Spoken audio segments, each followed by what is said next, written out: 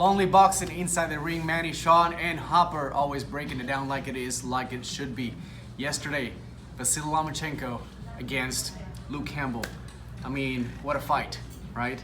Great fight. Amazing. Great fight. Let me ask you something. What's your overall perspective on those first two rounds? What were your thoughts about him trying to stay in his game plan, trying to bring him down, trying to break him down, but it was like a little bit difficult. What's your overall opinion? It was a high-level chess match, and that's what a lot of people were completely overlooking Luke, just completely writing him off. But he's a great boxer, and he went out there with a great game plan. His trainer, you knew he was going to be well prepared. Yeah.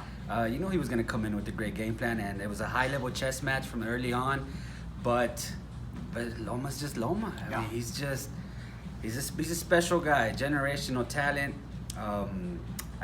Even as the fight went on, Luke still had his moments, but Loma would it just felt like he was always one step ahead of him, and Luke was trying to play catch up.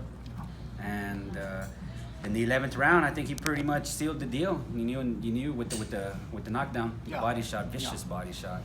So I mean, I gave him a 5th round knockdown, and I gotta say the 5th round was the best round he had. One of the most important things that people don't understand is when we talk about the best pound for pound king.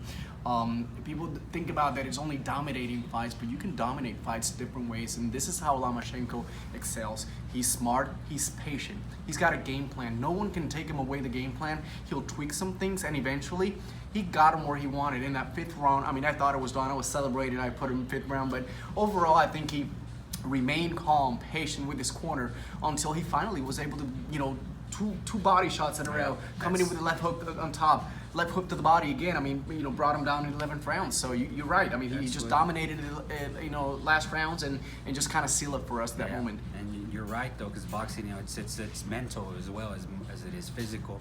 And Loma, his mind is probably one of his greatest assets.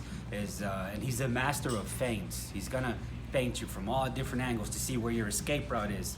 What were you conditioned to do? What is your game plan? He's trying to process that as he's fighting you, and he's doing that in the ring, which is a lot of it's unless you know what you're looking at, it's kind of hard to understand.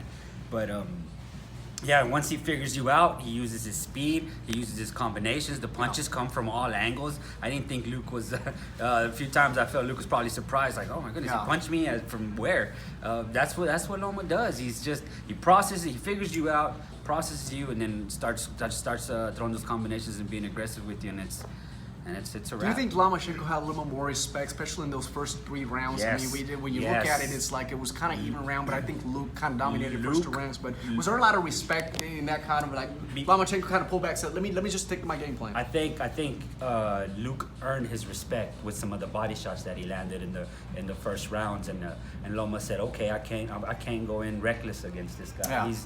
Because Luke does have power. He does have good power.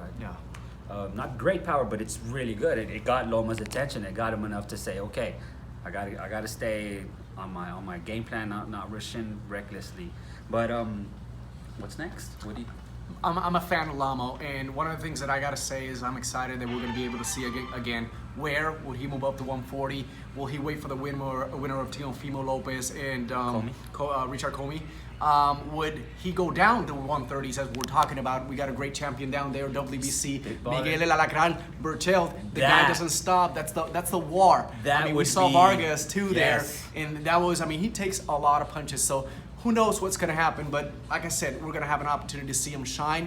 No competition out there. No, he wants to unify. It's just, when you're the #1 Ring Magazine pound for pound fighter, it's hard to find competition. But the intriguing fight, El Alacran, if they were somehow they can work that where come on up. El Alacran Becha can get out there and Vasily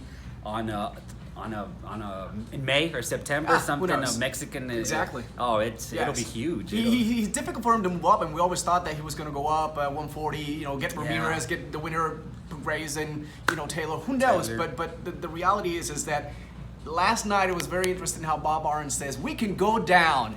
And that just really, we've been talking about this, right? They can go down. There's a lot of people out there in the 130s that can make a really, really good fight and give us entertainment, which what we saw last night against, with Lomachenko. So, and it's gonna be hard for Bob to find opponents now. It was hard enough early in his career, but now I mean, who realistically, other than that, than those options, I don't really see many people even testing him. I don't either. I don't either. Let me ask you something before we go. Do you think that because he's not a huge pay-per-view, boxer that attracts millions of people for a major pay-per-view fight, do you think that's going to stop his legacy? No, because Lomachenko, I think he's already kind of carved himself out a nice page in the history books by what he's accomplished already. Right. I mean, a legit title in his third fight. Right. Fighting City Salido in his second fight. Yeah. I mean, who does that? That's Exactly. I mean, he's put up into test so many times, and I that's- think he's come out. He's getting better and better and better. But hey, we're excited. We have Lomachenko for a while. I'm a fan. Are you a fan? I'm a big fan. Sean, are you a fan? Man, that's why I'm doing this video. Guys, thank you so much for watching. Remember, long live boxing. Till next time. Subscribe, like, share, leave a comment. Thank you. We gotcha.